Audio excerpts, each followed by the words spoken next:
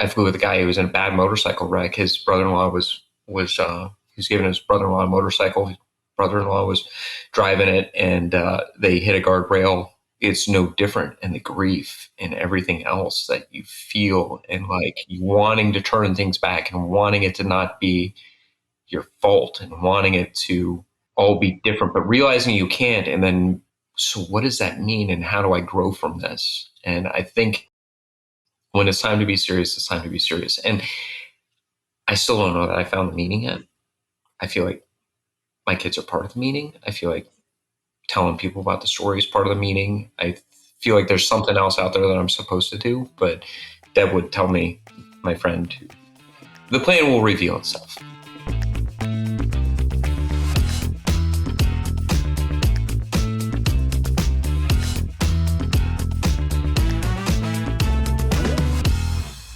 Welcome back to the AudioLife podcast, where we tell your story in your voice. I'm your host today, Carrie Purcell, and today I'm joined by a guest who has lived the real-life version of Top Gun. You'll hear the reference a few times. I won't tell you everything that's coming, but I can tell you that it is incredible, and it's like a movie at so many points in our conversation. Our guest today is Tony Roy. I can't wait for you to hear our story ahead. Okay, so bringing us back into that last story, I'm thinking about that decision-making process and that comparison between the engineers who would have known, everything, every calculation about what you did, but you had that mind to make that decision, whether it was, the decision that you were supposed to make by the book, and solve that problem. How did you come up with it? And I will try not to make unnecessary Top Gun references for the rest of the conversation, but it does kind of bring you back to Top Gun again. So, but yeah, talk to us about making that decision. It was you're kind of faced with this. You're faced with this situation where you've got to do something. Yeah. But you're like morally, you're like terrified that you're going to make the wrong decision. So, yeah. How can I solve this unsolvable problem? There's always a way. And I suppose this is something that I tell my girls too, that like, there's always a solution. You just got to figure out what it is, right? And it's kind of like, this is a stupid reference. I don't think you want to include this, but it's like Captain Kirk and the Kobayashi Maru, right? And it's like, well, it's an unsolvable problem, right? And so what do? Captain Kirk goes back and rewrites the software so they get solved. Like, well, that's the solution, right? Like and that. So I suppose my mind is always thinking that, and my wife has told me that before, that I will not take no for an answer. I will not, like, if something has to be done, if somebody needs me to do something, I'll find a way to make it happen. And that's, I think maybe that's where that came from, is just like, and I see that in my third daughter especially, like this just indomitable, like, she's going to do it, hell or high water. Whether or not me and my mom, me and her mom tell her that she's supposed to or not, she's going to do it. Yeah. So, yeah. I think that's where that comes from. Yeah, it sounds like, or it looks like determination, but I hear, I always use the term creative problem solving. It's like, it sounds like it's that thinking behind it, right? Like we're determined to get that solution, but we're going to find the unusual path around, or the path that melds the most things together that have to happen for this to be solved. I think something like that. I think anyone who knows me pretty well would say that I am definitely a creative problem solver. That manifests itself in different descriptions.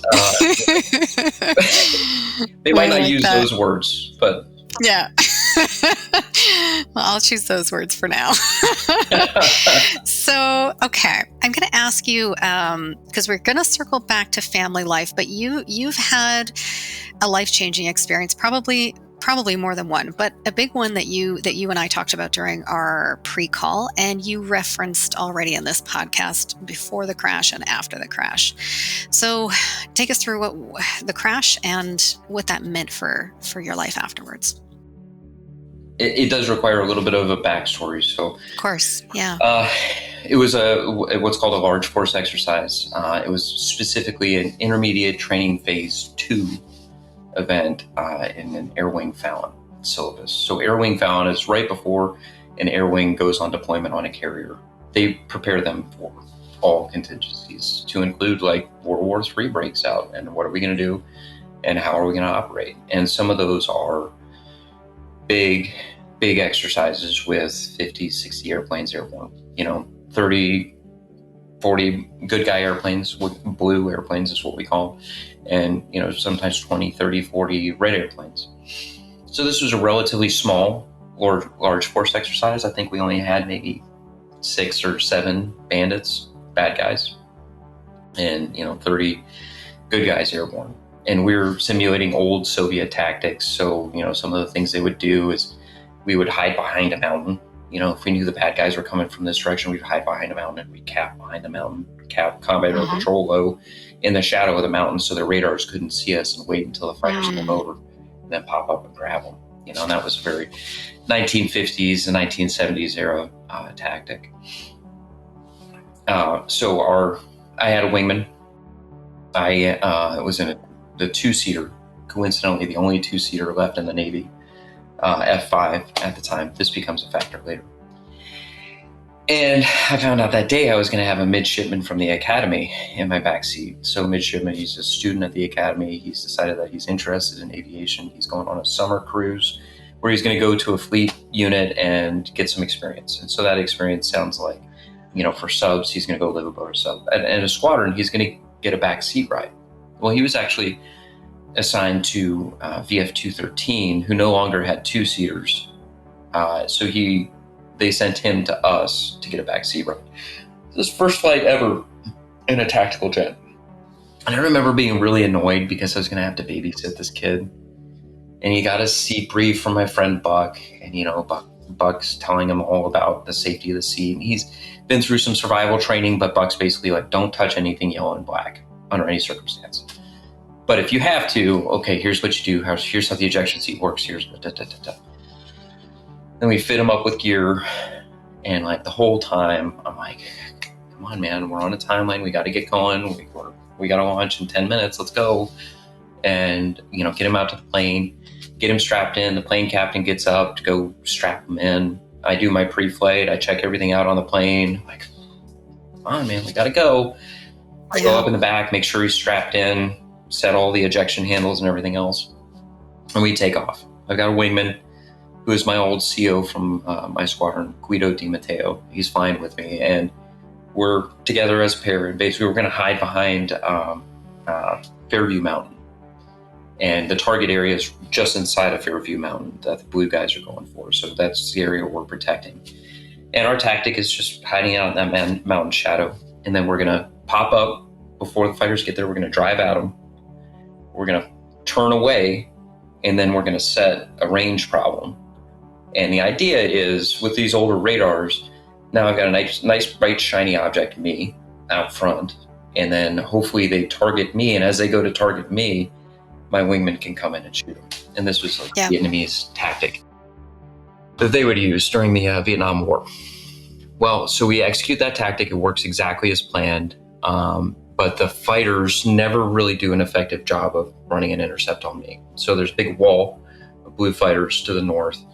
I merge with those fighters. They peel 2 of the southern fighters off to target me, but they fail to make the intercept happen. Okay. As this goes on, I'm talking to Annie the whole time. Now we've been down low. We pull up in this big turn away. We come back. And now I'm like, hey, man, take a look out there. Look, there's 2 merging with us on the left-hand side. Look up. You see they're putting out flares. Well, my controller over the radio tells me my call sign for this event was Dino 4. Dino 4, you're merging with the south end of the strike package, blow through. And that means keep your heading, keep going straight. Yeah. And don't turn to engage. There's too many fighters around, safety issue. And really what we have is we have vertical lanes in the sky. So the bad guys own, in this case, from 12 to 14,000 feet. The good guys own from 15 to 19,000 feet. The bad guys then own, and you can see this block structure. Yep. And you're not supposed to come out of your block unless you see everybody.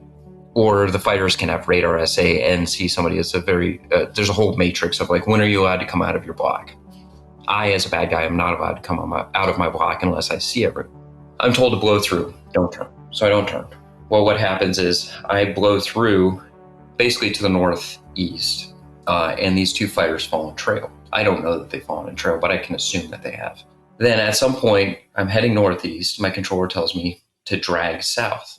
Drag indicates that I am now heading towards somebody else out in front of me. Okay. So if you can picture in your head, now I think there's somebody in front of me. I know there's two guys behind me. And I know behind them, my wingman Guido is behind them. So there's a whole train. Right. There's a lot of planes. Starting to get a little uncomfortable. So I start my turn, right-hand turn, about 4 to 5 Gs down. And as I've come through south, I see a fighter here. One of the two fighters that was running an intercept on me. And I call to my controller, Dino 4, Tally 1, setting up for right to right, indicating that I see one guy out there. I'm going to make a merge happen. We're going to pass right to right on each other. Got it. And I'm also asking my controller for more information. I'm saying, I see one guy. Who else is there? Where is he? Yeah. My controller does not respond. And if I remember looking at the tapes, and it was something like 20 seconds or so went by from me making that call, and I never got any more information. So now I'm really uncomfortable because I now know that there are two people up, at least somebody up here coming at me from this direction. My wingman's coming from over here. There's one guy that I'm turning on here and an unknown number of other airplanes in the area. Yeah. This becomes a factor. So I tighten down to make this merge happen. I still have not received anything from my controller. I'm like, well, this is uncomfortable. The last thing he told me was drag south.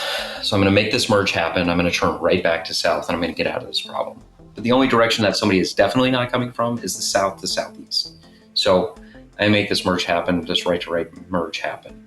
Basically what has happened here is I make this merge happen. What was unbeknownst to me is that the wingman was in trail about a mile. So as they had turned on me initially, he had fallen in trail of his lead and was now just following his lead as his lead was turning and shooting me. So I know that I've been shot here by this lead fighter to make this merge happen. I roll up on my wing to turn back to the south. As I roll back up onto my wing, the wingman is coming through my block, and we hit almost head to head. I was doing somewhere around 450 knots, and he was traveling somewhere around 420 knots. So in miles per hour, that's about 1,000 miles of closure. And he hit about 4 feet aft of the midshipman's cockpit. And I had no idea at all. Never saw him. He never saw me. When they recovered the tape recorders, the black box from his jet, it's called defeaters, but there was never any control stick input. So I never saw him. He never saw me. We hit like this. His cockpit goes through the aft end of my jet. All I know is I'm now in a left-hand turn, starting to pull some G's and looking up to find that other aircraft as I turn back to south and get myself out of this problem. And I remember feeling the impact and the plane immediately starting to turn it a way that was very uncomfortable, which was I was on the left-hand turn. Jeremy hits about like this, rips the whole aft end of the airplane off and the left wing. And the plane starts to tumble negative G's this way, which is an incredibly uncomfortable and disorienting experience. I'm used to G's going down through your body. G's coming up this way causes all kinds of physiological problems. Yeah. So I get pushed up into the canopy. The plane's spinning and out of control. And I remember a bunch of sensations all at once. First, the impact. Second, it's starting to yaw and tumble. Immediately realizing I no longer have control of this airplane. Yep. And my wife always asks me, she's like, well, how did you know that you should eject? And this is what they drill into you in flight school and everything else. I no longer have any control. This plane, it's time to get out. Like the decision was made in a microsecond. Like never doubted it for a second that like, this is bad. This is real bad. Yeah. Staying here is the worst idea. Getting out is a better idea. Let's do that. Yeah. And but I also remember a bunch of other sensations. It got incredibly quiet. And I figured it out later. It's because normally you've got this constant background drone of engine noise, air conditioning, wind blowing through the cockpit. It's very loud. It's going through these nozzles. You've got electronic chatter. You got just the noise of an airplane, sort of like a car. Like you don't think about the road noise, but it's there. And it just went dead quiet. And I understand now why. It's because the whole aft end of the plane had been ripped off. The engines, which provide all the electricity, the batteries, the generators, all that stuff was gone. So there was nothing. Even the wind over the canopy was now disturbed because I was tumbling out of control in the wind stream. So there's no wind noise over the canopy because there's no wind going over the canopy. It was dead quiet. And I remember trying to talk to Andy in the back seat, and the intercom was dead because there's no batteries, there's no electrical power. Right. Like, okay, it's time to get out. And so in the F5, the ejection handles are down by your hips, by your thighs. And there's two handles, and you activate them by rotating up. And then the last section here is where it actuates, right? So there's some play in the handles, and then you reach a point, sort of like a dead spot in a trigger, if you've ever shot a gun. And as I'm getting pushed up into the ceiling, because I'm tumbling negative G's, I got one hand on, I'm kind of getting pushed all around. I got one hand on the ejection handle, the right ejection handle. And I managed to get the left hand on my left ejection handle. And I actually had to pull myself down into, push up, pull myself down into the seat, because you can get what's called seat slap, which is if there's any space between your butt and the seat, it fires with such force. It's like 70 G's to start, 50 to 70 G's to start. That can break your spine. If you're in the seat, you'll have some problems, which I did. Back, neck, everything else, but you won't break your back. Pull myself down in the seat, rotate the ejection handles, and eject. Seat fires, and I remember thinking how quick it was and thinking that was strange. It didn't occur to me at the moment, but what should have happened was when I pulled my handles, the ejection seat sequencer should have ejected Andy first. Got it. But it didn't. It ejected me first. Now, it should have ejected him, so it should have been canopies blow off, ejects him, ejects me. And we're supposed to he goes out this way, I go out that way. That's the way the seat's designed. But it did not. Fired me out. And Andy, this midshipman from the academy, who's never been in a tactical jet before, is left in the plane. That is now tumbling out of control in the worst situation that I have ever been in my aviation career. And fucking amazing, he manages to fire his ejection seat himself. I did not know this at the time. We'll come back to this in a minute, but I have no idea. As far as I'm concerned, everything's great, right? Like, we're out, his seat fired, my seat fired, everything's good. Yeah. And I remember like the seat firing, and I remember the whole sequence just into the airstream, tumbling, sort of rights itself, and then the rocket motor stops firing. And it fires for like just under 2 seconds, but that's enough to get you away from the wreckage. And then there's a time delay on this seat, and it has different modes. And it's about a 2.7 second delay, if I remember right, between the rocket motor stopping firing, and then it starts a ballistic arc. The seat, through this intricate time sequence, a seat strap pulls tight and basically pushes you out of the seat.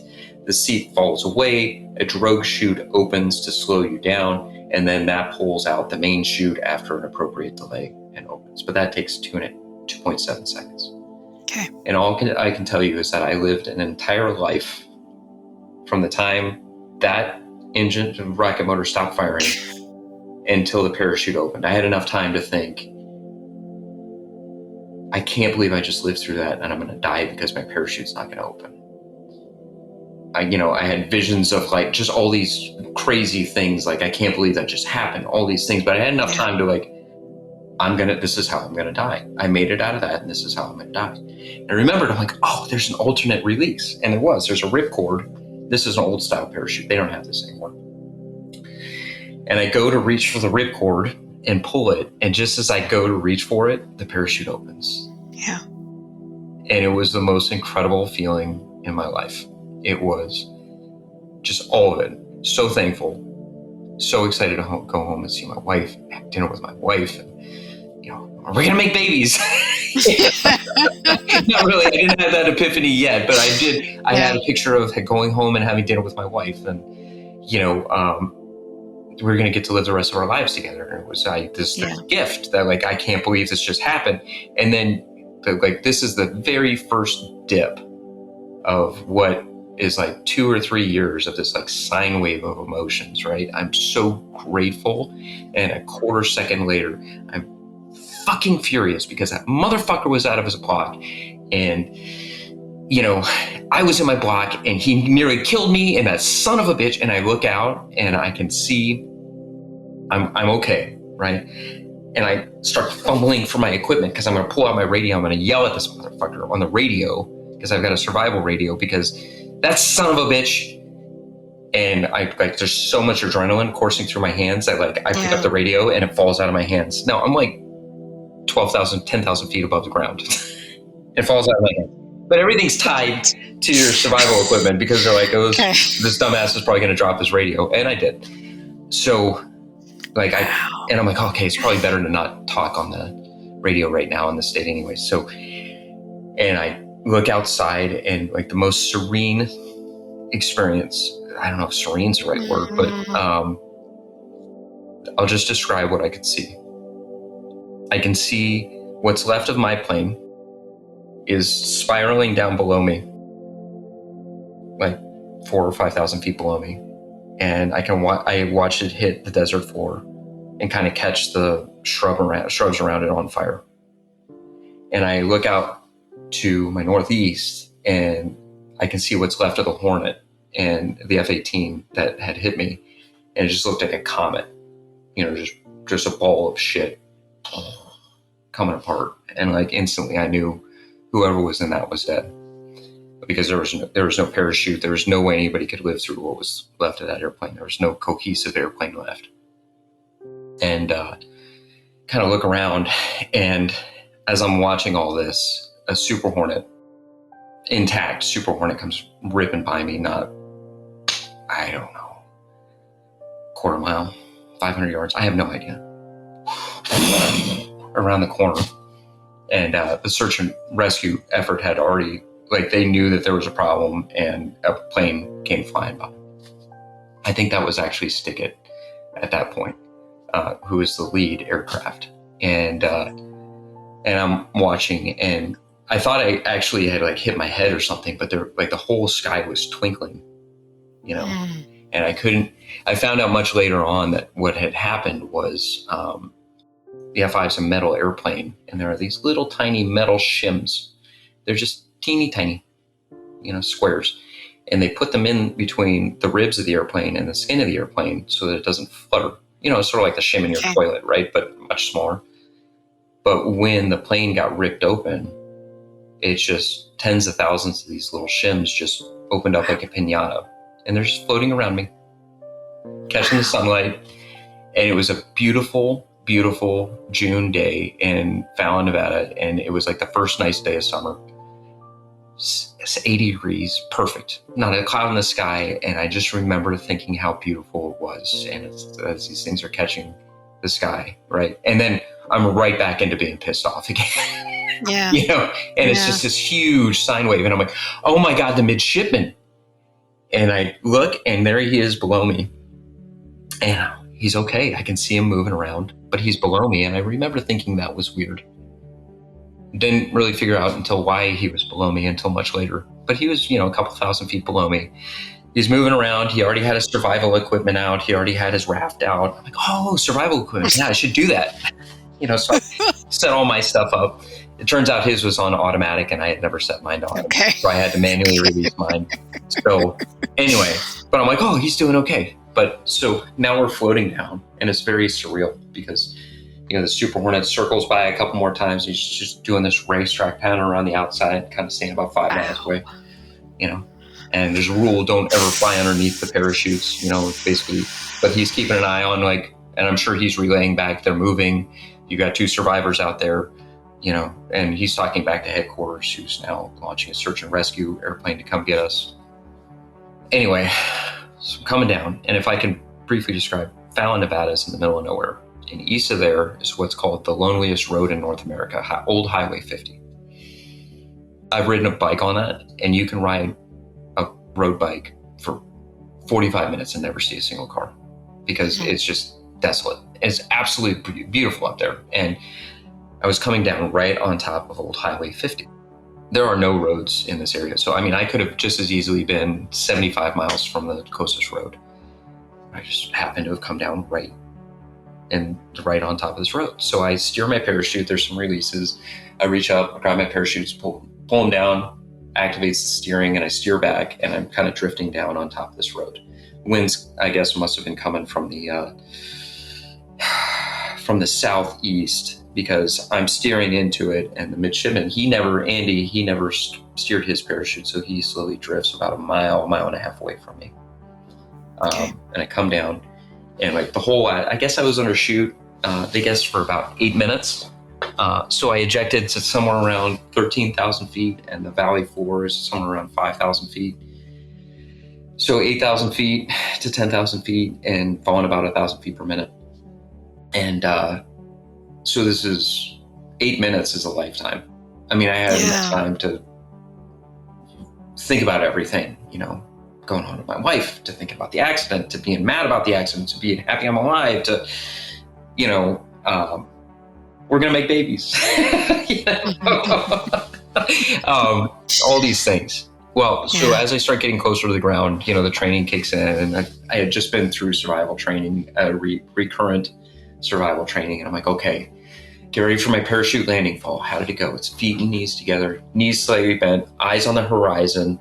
And, and then you're going to hit, and you're going to try to hit on the balls of your feet to the calves of your legs, to your thighs. And you're going to sort of do this big banana shape, and take all the fall out of it. And you're going to look just like a World War II paratrooper coming down, and you're going to be so graceful. And I ate shit so hard. I came down backwards down a hill, and I hit on the balls of my heels, and catapulted square onto my butt, and then smashed my head, and ended up in this big thing of scrub brush and cactus and and just totally rang my bell. I mean, I hit hard, and to enough where I was not coherent. I mean, I'm sure I was in shock to begin with, but that did not help. But I bruised my tailbone and my back so bad, and was really messed up for a little while from it. But anyway, so I'm struggling to get up now. I kind of take account of what's going on around me, and I get out of my parachute, and I'm trying to talk on my radio, which I've recovered at this point. But there's a beacon going off. When the plane hit, a beacon starts going off. So you're trying to talk on this radio on an emergency frequency called guard, and all you can hear is pew, pew, pew, pew, pew. So I can't hear, but I'm trying to make transmissions. I'm like, hey, Dino 4 is down. There's 2 aircraft involved. There are 2 survivors, and I'm transmitting this information, but I can't tell if anything's getting out. Well, because I landed on this downhill, they could actually hear everything I was saying, all the swearing and everything else, I'm sure. Because the parachute was at the bottom of this, not at the bottom of the hill, but halfway down this hill, and that was blocking the radio transmission back to headquarters, where I was standing a little higher, and so they could actually hear me as I was going out. Anyway, so as I'm doing this, there's so many funny and interesting parts about this, but so I'm clearly in shock, but I don't think I'm in shock. And around me are pieces of airplane falling down. And I have decided that these things are mine. These are souvenirs, that I'm going to want these things. And so I remember I grabbed a piece of circuit board, and I grabbed a piece of aluminum empennage, and this truck comes driving up off the highway, and it's a family of 4. And all I can say is that I probably looked like some sort of homeless person, because I'm wandering around with these pieces of airplane. I'm going to want these. I'm gathering up pieces of my plane that I want as souvenirs. This family drives up. They had seen the whole crash. They drove up in their Suburban, and they were going up to this little town called Austin. Austin, Nevada, up in the mountains. And they're just like dumbfounded. Are you okay? I'm like, yeah, I'm okay. Hey, we got to go get my midshipman. I'm like, what's a midshipman? What are you talking about? I'm like, my backseater. He's over there, and they're like, hey, listen, son, you're in shock. I'm not in shock. You're in shock. And they're like, hey, why don't you put all the pieces of airplane down? Why don't you sit down and have some water? I'm like, no, we got to go find him. They're like, we're going to go find him. You need to, and I'm like, I'm bleeding a little bit, and not bad. I'd gotten hit by the riser on the parachute, and it opened up my face here. I thought I was going to have a badass scar, but my wife was silently putting vitamin E on my face to make sure I didn't get a scar. I was like, no, it'd be badass if I had this big gnarly scar right here. Oh, that's from the time I ejected. But anyway, so I'm bleeding. I wasn't wearing gloves, so my hands were all cut up, and anyway. They got me to sit down and drink some water. I remember I got blood all over his upholstery in his car. And he's like, don't worry about it. I'm like, oh my God, send me the bill. He's like, it's okay, bro. They had now it's interesting because she's about the age of my daughter. She's about 11 or 12 years old. And she was sitting in the back of the car just looking at me, just like. She's never going to forget that. Yeah. And no one's going to believe it completely. So I'm like, hey, we've got to go get my backseater is up over that hill over there. Jeez. He's pretty far away. I don't know if he's hurt. We've got to go get him. He's like, okay, you need to leave your airplane parts here, bud. So, we get in the car and we start driving up over the hill to go get Andy. And, we only drive maybe like, I don't know, a few hundred yards. And here comes Andy up over the next hill because it's pretty hilly. Like you can't see the bottom of the next hill. I wouldn't say it's not mountainous, but it's hilly. And here he comes up over the top. And he had the gear he was wearing was fairly loose on him. And so his oxygen mask, when he ejected, it has a hard ridge right here, had been pushed.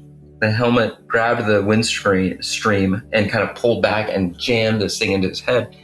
So he got cut open wide on his nose bridge here. And he ended up needing like 8 or 10 stitches. But the blood had it looks like something out of an action movie because the blood is pooled here and is running down his face and there's like smoke in the background. And he's like stomping up. I get out and I go running up to him and I go to give him a big hug. And he was pissed. He's like, I'm like, hey, bud, what's going on, man? I'm like, thank God you're all right. And he's like, what did you do? No. What? He's like, what did you do? I don't understand. What's going on? And I'm like, oh, well, and I remember explaining to him, I was like, well, I was in a right-hand turn. The guy must have been out of his block. I'm pretty sure I was in my block. I think I was in my block, but somebody hit us. I'm guessing he must have T-boned us. I don't know, but the plane started, I lost control of it and I was trying to talk to you, but I couldn't talk to you. Everything was ripped apart, and I'm like talking to him and he's like, the whole time his eyes are getting wider and wider. He's like, holy shit, man. Another plane hit us? Oh my gosh. He had no idea. I'm like, yeah, another plane hit us, dude. And he's like, oh. He's like, I thought you just lost control of the airplane like in Top Gun. And we were like spinning out, and I didn't know. And then I saw you leave the airplane and leave me in the airplane. Oh. And I'm like, no, I didn't leave you in the airplane, stupid new guy. Like, no, that didn't happen. And he's like, no, you did. You just left me in the airplane, man. What the Wow. Anyway, so come to find out, he had a very valid reason to be pissed off because what had happened is the sequencer between the front and the back cockpit, when it is in norm, he should be able to initiate ejection for both he or I. We were in what was called aft initiate, which should have allowed me to pull my handle and initiate ejection for him. Yep. But if he pulls his handle, being a stupid new guy, like you use a setting for people who don't know what they're doing, he gets a free ride, but I stay with the plane and I can land it safely, right? So we were in aft initiate, but something in that sequencer failed so that when I pulled my handle, it operated as though we were in the solo position, which is each seat is independently controlled. So he really was left in that plane by himself. And understandably, that's why he was so pissed off. Yeah. Because he thought I had left him there. And he describes it that he sees me, he is in and out of consciousness as we start to spin. Well, to take a further step back, We're down low. And we were down Captain Low in that valley. I was like, oh, Andy, and check this out. There's some tanks over there. And I roll up on a wing. I'm like, there's some tanks down there. And then, oh, look over here. And then there's some airplanes down on that old airfield over here. And, oh, look at this over here. And apparently I'm making him just absolutely sick. And he's barking in his bark bag. And he's not talking the whole time. But I'm like, okay, whatever. He's fine. He's barking. Yeah.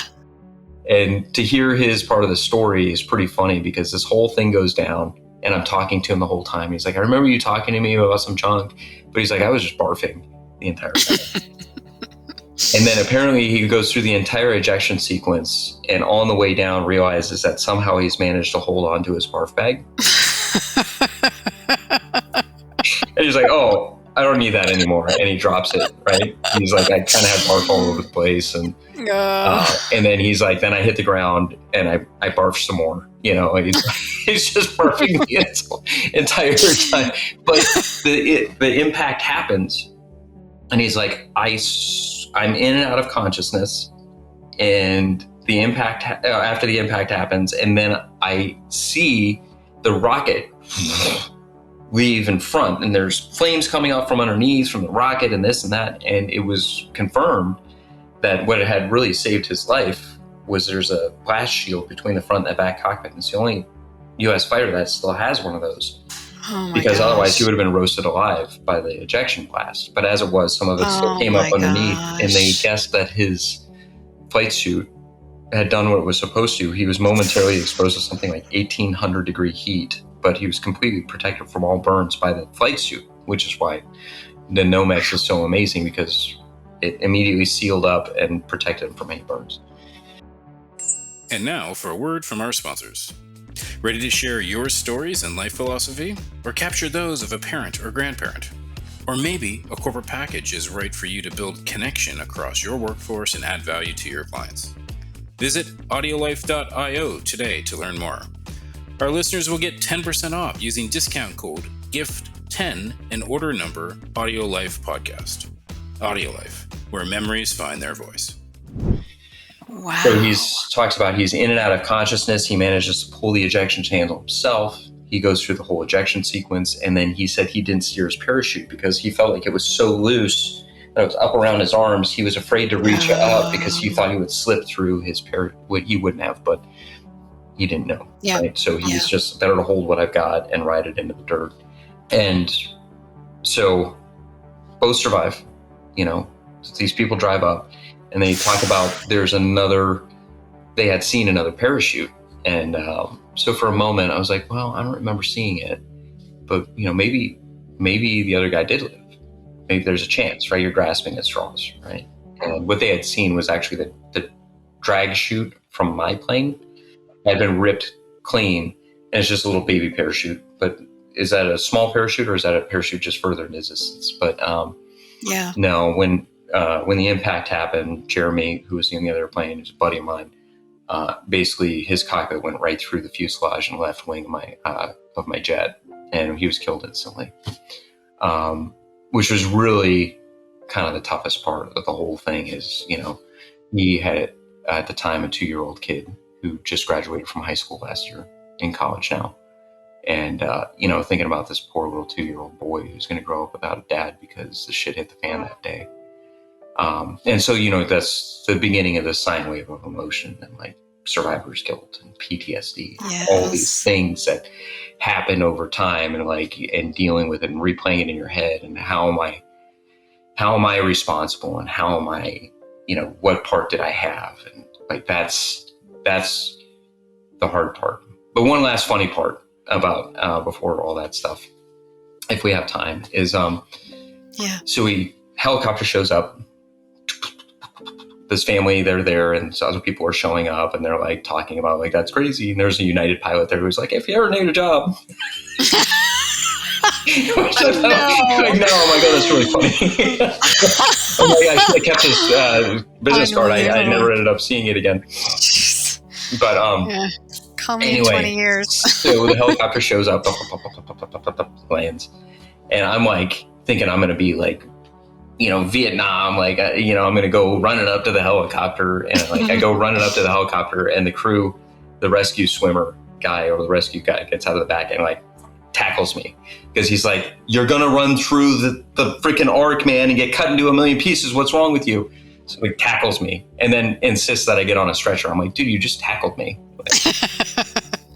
Anyway, so they put us on the stretchers. We ride this helicopter, which was like, I was more worried about that helicopter crashing than anything because it was like straight up single engine Huey from like 1965 or something. I think it was like the last Huey that the Navy had, and like we're going back, and the whole thing's like everything's rattling apart. And I'm like, oh, this is not good, dude. I'm gonna crash twice in the second day. We get back to the hotel, they check us out, everything's fine, and we're at the hospital for like an hour and a half. And at some point, I got news that Jeremy was killed, and that was pretty tough. And I kind of like start getting pretty emotional about it, and I still do. But we're talking about things. They check us out, everything's okay. The other squadron is going to come get Andy. I'm like, "Hey, Andy, do you want to come home with us? We'll keep an eye on you." He's like, "No, all my buddies are with PF 213. They're going to take me. They say they've got it under control." I'm like, "Okay." He's like, "Hey, let me ask you." Now, it's like playing on CNN. Crash, Fallon, Nevada, pilots eject, survivors. It's, wow. And I'm like, there's a whole separate set of stories there. But my wife is now shut up at the hospital, which that's a separate story as well. And Andy's like, "Hey, should I call my mom and tell her I'm okay?" This was like 2 hours after the accident. I'm like, "Oh my God, you haven't called your mom?" He says, "No, somebody told me that I shouldn't call my parents because until they can make notifications." I'm like, "You need to, it's like on CNN. Does your mom know you were flying today?" He's like, "Oh yeah, she knows." "Does she know that you were flying and found?" "Yes." "You need to call your mom right now and tell her that you're okay." It's like, "Oh, okay." Calls his mom, tells him, okay. But poor Andy, it's like a little levity to this very serious situation of like, the kid was just like in the wrong place at the wrong time, and like have incredible in like the most serious way, but like in terms of and fantastic isn't the right word either, but it is fantastic experience happened, and he's just this passenger. These things have happened to him, and like you're like, "No, that would never happen." And that's what happened to him. I mean, my story's crazy. His is even like crazier. So anyway, that's the basics. There's a lot of stuff we can talk about from there, but yeah, I'm sure there is. And if you're up for it, I want to focus on what happens after. So you talked about how those 8 minutes, which I can only imagine were the longest 8 minutes of your life. Yeah, absolutely. And you had some thinking that happened there. You saw some versions of life, some versions of what was next. But then recovery and getting back to work. So you had physical trauma, you had emotional, you had maybe you had a lot going on there. So how did you process it? How did you get back to what life was like before? It was, I had a lot of defense mechanisms. I can see that now. At the time, I was like, I'm ready to go back and fly tomorrow. Everything's, I had nothing to do with that. It wasn't my fault. I had nothing, this thing just happened. Yeah. So the next morning we get up, we got good and drunk. All my buddies came over, and, we got good and drunk, and, found out that Jeremy was indeed dead. They had found his remains, and that was tough. And, well, you do what you do in the military, which is, we'll drink a toast, and then another, and another, and another. And so wake up the next morning, and I want to go see the crash. So my wife and I and my best friend drove out to the crash site, and it was crazy. The next day was pretty emotional too. Like, my wife seeing it for the first time. We haven't talked about that part, but maybe later. We went out there and we saw the crash site, and seeing it in person was very emotional for her as well as it was for me. Physically, I knew I was in a lot of pain, but I didn't realize how significant it was. They're like, "Yeah, you don't have any broken bones. You don't have any of this. You're gonna feel like crap tomorrow." That was an understatement. At one point, now remember, I had all my survival gear out in the desert in the bush that I fell in. My raft was there. And so, I wanted to take a picture for the parariggers, the guys that pack the parachutes. Anyway, thanks for saving my life. So I got into my raft and I couldn't get out. Like, I physically did not have the strength. My back was so digged up. My butt was so sore. My tailbone was so sore. My arms and legs, everything was so sore that I physically could not get out of this. And like, my buddy had to come over and like roll me out, but that meant rolling me back into that same bush and scrub brush and cat. Yeah. So, but we went out and we saw everything, and it was funny because I remember driving up and like there's like armed guards there, you know, like some like 18-year-old kid, they like hand him a gun and they're like, go protect this area. So, you can't be here, gotta go. And I'm like, that's my airplane, I'm gonna go see it. He's like, what do you mean airplane? I'm like, that's my airplane, and good luck stopping me. So he calls it. They're like, okay, yeah, you can go check it out. So I went over and checked it out. There's just pieces of airplane everywhere. And like, that was the beginning of coming to grips with what had happened, like seeing how devastating it was. And then the defense mechanism was taking responsibility for it was very difficult. Now, I'll say responsibility and fault with, you're responsible for everything that happens in your life. You had a part to play in everything that happens, right? Sure, things happen that are not your fault, but they're still your responsibility, right? And this was one of those. But even admitting that, I was just looking at this like this thing had happened to me that I didn't have anything to do with.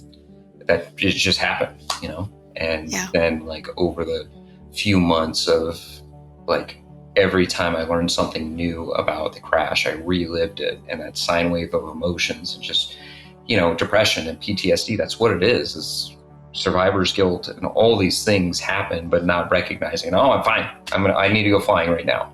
Like, you're probably not fine. Like, yeah, I'm fine. You shut up. You don't know what you're talking about. You're probably not fine. It took a lot to then, after that, like a few days later, I think it was later the next day or the day after that, the accident investigation began. And they brought me in and they asked me to make a statement, and they started going through that. So there's 3 different investigations that all start simultaneously. There's the safety investigation, there's the accident investigation mishap board, AIMB, and then there's a JAGMAN, which is the legal investigation of who is legally fiduciary responsible for what had happened, which is obviously the Navy, but to what extent. And so all these investigations are happening. I'm very candid the entire time as I'm talking to him. And, you know, just telling the story over and over and over and over, and playing it over and over again in my head. And it became like this scratch in the record where like my brain just started skipping back to that point for months, for years afterwards. Like, just go back to that. And not really realizing it, I had like a month off because the investigations were going on. Before I can go back, they have to complete the AIB. And like, hey, if it was completely my fault, I'm probably not going to be fined anymore. And I went from like, oh, it's not my fault at all, to like, by the end of that month, like, oh my God, I'm never going to fly again. You know, they're going to say it's all my fault. It wasn't. But, you know, like the mind's playing tricks on you. And like, that I began this like almost neurotic, like work myself into the ground, like all the projects around the house that needed to be done. I was up before sunrise. I was back after sunset, and like just working myself to death physically. And that's sort of become a theme for how I deal with things, I think, is like just physical exhaustion. If I can't get my head around it, physical exhaustion is the way to go. And so that was it. And so that was June 13th. The accident investigation initially wrapped up, and that got a little messy. You know, they finally brought me in for an interview, and I remember seeing they have basically this God's eye view. All the planes carry telemetry pods, and they're linked back to a control station, and they're basically looking down on the flight from God's eye, and you can see all the little planes doing all their stuff.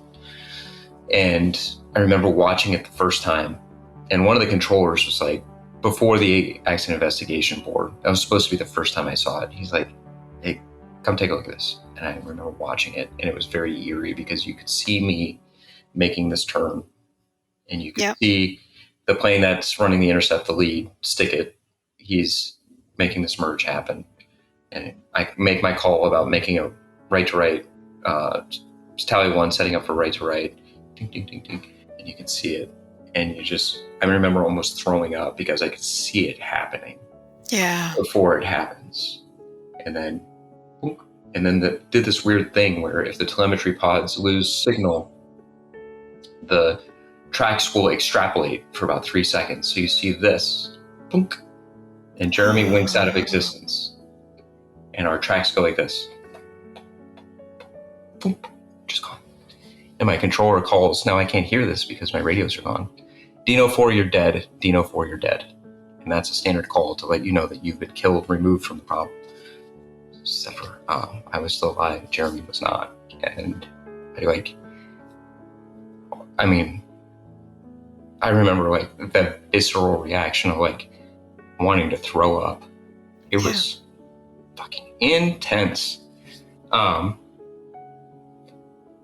just realizing how close you can come, just microseconds different. So I really wasn't ready to go back flying at that point. And so the investigation happens. They ask me a bunch of questions.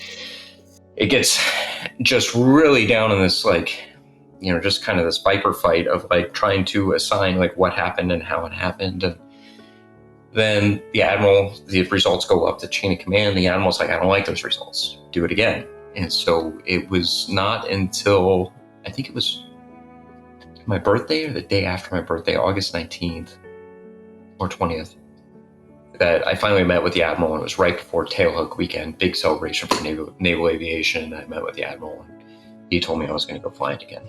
So, and until that point, I wasn't 100% sure if I'd ever fly again. And, the accident results came back and they were all what it is. I mean, I certainly bear responsibility for what happened that day, but the fault was largely assigned to Jeremy being out of his block. In my opinion, wrongly, his flight lead for leading him there, for some scheduling decisions that put them both there. And then, for some decisions I made as well. But at that point, it is what it is. But even accepting that level of fault, like that level of involvement, because I initially no, I didn't do anything. Like I'm scot-free. Taking that on board was probably the hardest thing I've ever done in my entire life. That was really tough to accept fault for my portion of what had happened, and and responsibility for what happened that day. So, and that, I guess now it's like this religious thing. I can't stand it when people won't take accountability. It drives me bananas. Stop it. You are responsible for everything that happens in your life. It's not your fault, but you do have to take. We can't just all as a society go get off my soapbox in a second, but if you don't take responsibility for your life, how can you take credit for anything? How can you be responsible for anything? Yeah, good point. So that was a tough life lesson. That was a tough period in my life, and and it culminated in basically a year later. I was such a miserable sack that I was like, you need to go get help. And we ended up separating for a little while because I just could not get out of that skip in the record. Always back to here, telling the story over and over again. And at some point, it doesn't help. Telling the story anymore doesn't help. Maybe at first it does. And you're just coming back to that skip. And anyway, all's well that ends well, at least for me. But it took a long time to get there. So. Yeah. So how long before you flew again? July, August. I think it was at the end of August, so 2.5 months. Longest 2.5 months of my life. I was so happy to get back. Wow. And you referenced, I think you've already referenced it in this conversation, the thinking. So there's, again, there's recovery on a lot of different levels from what you went through. But one aspect was thinking about, why are you still here? And what do you do with that? Is that fair to say? Yeah. And you've already talked about one of the answers was kids, having kids. But what was that? As much as you want to share, what was that like? Just, looking for the meaning of life at that point. Yeah, I went through all these different phases. It's really pretty fascinating, and I'm sure that clinical psychologists or psychiatrists would be like, "Oh yeah, this is how you process it. First, you're going to go through this, then you're going to go." Like, but it doesn't feel that way when you're going through it. I just describe it as a sine wave of like dealing with it, right? And then with time, the sine wave gets smaller and smaller and smaller, to where it doesn't bother you so much anymore. And you can go a whole day without thinking about the crash. You can go a whole day without talking about it, maybe even a whole week one day. It was just this ever-present thing. And you search for meaning, and I think that was the hardest part. Because obviously, like, Jeremy's life has meaning. He had wife, kids, kid. And, I didn't. And it didn't seem fair that he winked out of existence and I was there. And, that's not right. So what did I take from it eventually? It was that I'm here for a reason. And one of my favorite people in the world, Deb Vavris, she's like, God left you here for a reason, Tony. And she's the most wonderfully spiritual person I've ever met in my entire life. And her daughter wrote me this, I've still got it somewhere, this beautiful note saying, I'm so happy you're still here and you're my hero. It's very sweet. And man, just finding that and just trusting in that, like, I'm going to do some good in the world. And I don't know, I'm not sure exactly what that is that certainly my daughters, and raising them to be good people, but, maybe making a difference in terms of people hearing my story. Yeah. And because here's the thing, this is a fantastic story. This is incredible story. The kind of stuff they make movies out of, right? It doesn't feel fantastic when you're going through it, but it's not any different. I was driving on the freeway from New Orleans to Pensacola at one time, and I saw an accident happen the other direction, and the Suburban swerved and spun and then started to roll, and I saw a child ejected from the Suburban and land on his feet in the center divider. Oh my gosh. And walk away. And I don't know for sure, but I'm pretty sure the rest of his family was killed. And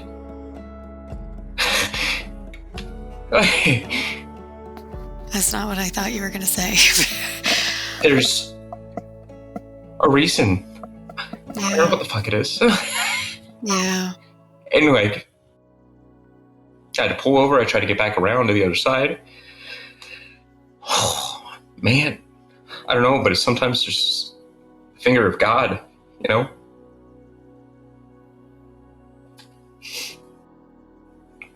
Couldn't tell you what the reason is. But that's the hard part, is I don't know what the fucking reason is. You tell me. Help me out. Give me a hint, man. I'm not sure. But it was, these things happen. These accidents happen, and you think about that kid in the center divider, or you think about just a common car crash and somebody's life flashing before their eyes. It's not any different. Yes. People are going through this every day, and these people that you come across could be going through something like that, and you would have no idea, right? Everybody's struggling with these things, and these things that are happening to people around the world are happening every day, and mine seems fantastic and crazy, but it's the same experience. It's just faster and more violent and more like storybook type of scenario. But it and I started to realize, and when I was listening to people, I've flown with a bunch of captains. The last trip was Southwest. I flew with a guy who was in a bad motorcycle wreck. His brother-in-law was giving his brother-in-law a motorcycle. His brother-in-law was driving it, and they hit a guardrail. Brother-in-law was killed instantly, and this dude went flying over months of reconstructive surgery, and it's no different in the grief and everything else that you feel, and like Wow. wanting to turn things back and wanting it to not be your fault and wanting it to all be different, but realizing you can't. And then, so what does that mean? And how do I grow from this? And I think Yeah. for me, the biggest thing, and maybe my girls will be sick of it one day, is like taking responsibility for your actions, living the best you can, trying not to do things that you're going to regret later. Sure, Yeah. I got drunk and I made a dumbass out of myself. Like, that's one thing, but like, the serious stuff, Yeah. when it's time to be serious, it's time to be serious. And I still don't know that I found the meaning yet. I feel like my kids are part of the meaning. I feel like telling people about the story is part of the meaning. I feel like there's something else out there that I'm supposed to do, but Deb would tell me, my friend, my spiritual guru would tell me that, like, the plan will reveal itself. Yeah. So, yeah, but survivor's guilt is real. I think about all the people I've known that in the military that have passed away or been killed, or just one way or the other, and the people that they leave behind and the consequences that these things leave behind, and trying to construct meaning out of something that's meaningless can really leave you always searching. So I wish I had a better answer than that. No, not at all. What answer is there? And that was, you have advice, you have learnings, you have wisdom. Your story is still unfolding. There are probably all of these moments, including your kids, where you have that answer, but there's more happening. There's more to come. I can't thank you enough for sharing your story with us. I know there's so much more, but I can't thank you enough for all you've shared today, for being so open and honest and vulnerable and sharing wisdom. So, I mean, before we wrap for today, is there anything else you really want to share that we haven't touched on yet? Oh, nothing I can think of right now. It's hard to, it's hard to not leave the story here for today. I mean, I could probably talk another 2 hours, but I wouldn't mind, but maybe we'll do a part 2. Well, again, I can't thank you enough for sharing the time, for sharing your story. I'm really looking forward to seeing how this comes together as the final version. awesome. And the offer for a part 2 is on the table. Okay. I mean, this was just too big to I mean, ask. there's a lot of stuff I didn't talk about, and like also kind of like deliberately excluded, because I mean, there's a lot more to everything, but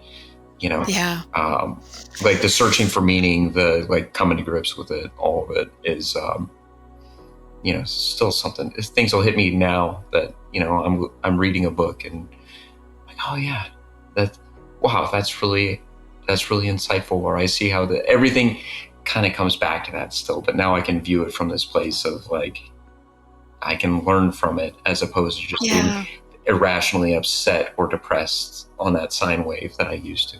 So anyway. Well, and I think it's an incredible story to share for people going through, as you noted, all kinds of experiences, and yours is a big, huge, I think you used the word storybook version of it. But people are living their version every day too. So I think seeing your example, hearing what you've learned already, what you've experienced, what they can anticipate, and I don't know if like coming through the other side of it isn't the right expression, but that journey, right? That healing journey and that growth journey. Yeah, that's it. And I suppose if there were somebody struggling with that right now, it's like that the sine wave does get smaller, and you do have to be patient, and one day you're going to be able to take things away from it, and it will be a positive in your life, and it's not going to ever feel like it will be. I mean, it took me probably 5 years until I could talk about it without getting very upset and emotional, and as you can see, I still do. But for different reasons, not because I'm infuriated, not because I was wronged, or this awful thing happened. Now, if you ask me, it's really actually, this is interesting. I'll leave it on this, and then I got to go pick up my kids at school. There was my buddy a few years ago. He told me about a friend of his that was doing his doctoral thesis about traumatic experiences in life, searching for meaning. Guy calls me up and he's asking a ton of questions like, hey, tell me your story. Okay, now what did you... And the questions, they would ask them in a bunch of different ways. And it was designed to invoke a response, and like to really get to past the cookie cutter responses. And one of the last questions, I tell the whole story. It's like, wow, that's an incredible story. We start asking the questions. And one of the last questions was, now with all of that said, if you had the opportunity to make it so that this accident never happened, would you? And it absolutely rocked my world. And because I had spent 12 years thinking that this is the worst thing that had ever happened in my life. And he asked me, and I thought about it, and I was stunned because it's also changed my life and changed who I am and changed what my priorities are and changed everything about how I view the world and other people and family and commitment and responsibility and, all these things. It's changed all of it. And so my response, which I hold to today, but it was less coherent at the time, was, my buddy was killed and he left his son without a dad. So of course I would change it. But for what I have learned and for what it has meant to me and to my family and to my life, I would not change it. And I'm glad I went through it, as painful as it was. But I would absolutely change it so Jeremy could be back. And, so that was the one where I was like, maybe this isn't the worst thing that's ever happened to me. Certainly it was awful, but it was also, in a way, maybe the best thing that could have happened to help me change my life to be who I am today. Yeah. Wow. I hope that makes sense.